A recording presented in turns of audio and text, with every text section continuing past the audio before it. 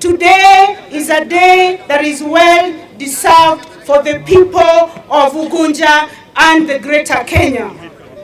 I have known James as a humble and a loyal leader, as our leader, majority leader in Parliament. And we want to thank you for your loyalty, fidelity, and faithfulness to the party ODM, and also to one Raila Amolo Odinga. And Pokna Wije Kamipingo Jacob. So as you go to serve, please serve with diligence. Be the CS for Kenya. Be the CS for all of Kenya. Serve everyone. James, these women you see here and young people, they require energy. If we can get energy in the villages, we can create jobs. And I'm pleading with you to make sure that we get jobs for our young people and women. When we do that, I think we are going to save Kenya.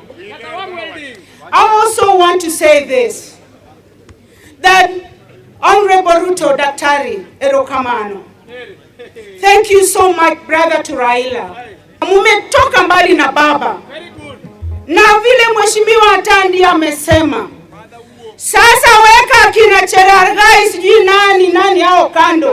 One of your foot soldiers is going to be one Dr. Lilian Achieng Gogo MP Ramkwe.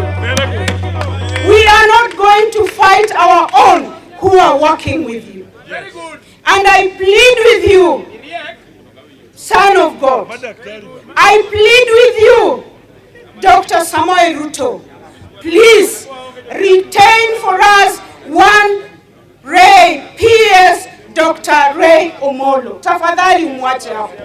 Tafadhali tumekuomba umwache. Hata Mbadi mwenye umetupea Homa Bay, you have gallant soldiers. You have people who are going to serve. They are going to serve you with dedication. Baba's foot soldiers serve, and they serve well. So the only assurance that we are going to give you as a region is peace.